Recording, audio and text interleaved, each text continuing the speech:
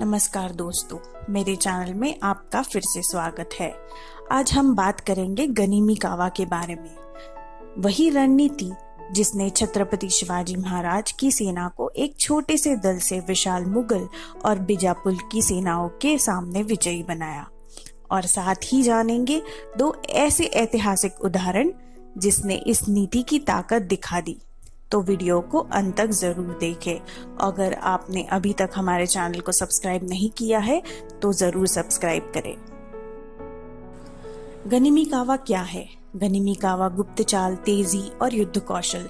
सबसे पहले गनिमी कावा का शाब्दिक अर्थ होता है दुश्मन की चाल या गुप्त युद्ध नीति। जब हमारा दुश्मन संख्या या संसाधनों में हमसे कई अधिक शक्तिशाली हो तब यह नीति काम आती है। गुप्त मार्ग से प्रयोग करना। पहाड़ों या संकरी घाटियों का फायदा उठाकर दुश्मन को अचानक घेरा जाता है। रात या खराब मौसम में हमला करना।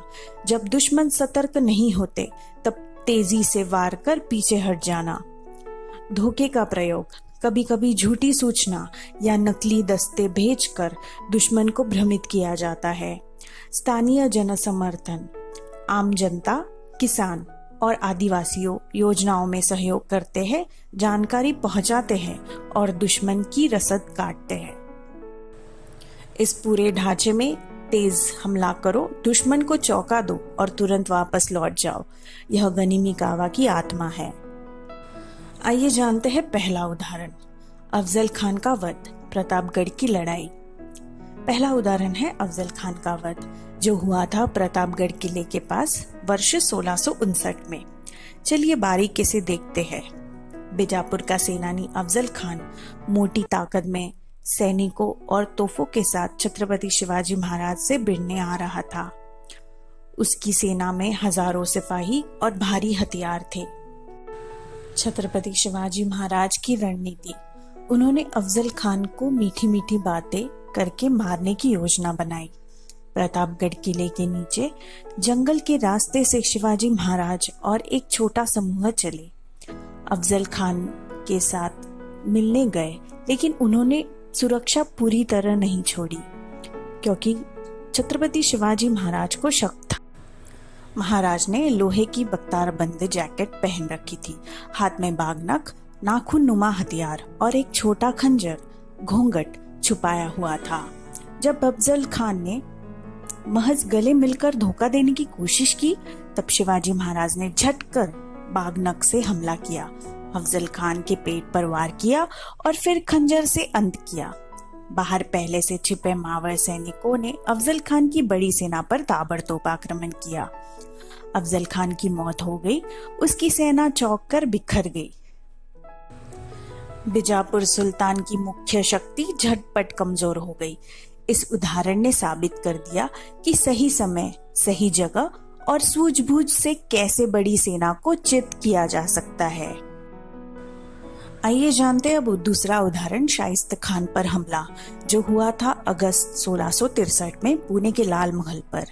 आइए देखिए कैसे गनिमी कावा ने मुगल सेनापति को हिला डाला।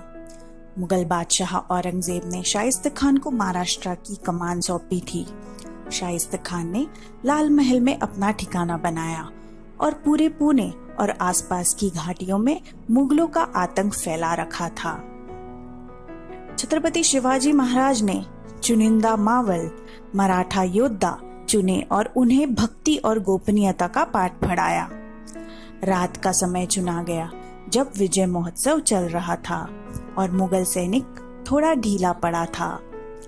छत्रपति शिवाजी महाराज और उनका छोटा दल भेष बदलकर साधु और बाराती बनकर लाल महल की ओर बढ़ा। महल के द्वारों पर पहरा देने वाले मुगल सैनिकों को भगाकर दल पेड़ों और दीवारों के सहारे अंदर घुस पड़ा। अचानक तेज हमला किया। कई मुगल सेनापति और सैनिक मारे गए और घायल हुए।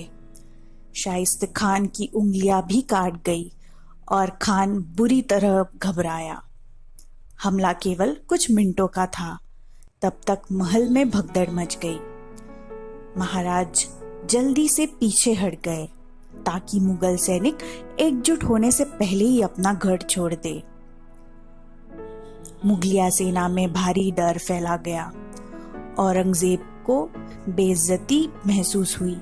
उन्होंने शाइस्ता खान को बांग्लादेश भेज दिया। इस घटना ने दिखाया कि कैसे सरल भेष और रात दिन के अंतरों का फायदा उठाकर गनिमी कावा से बड़ी मुगल सेना को दहला दिया गया।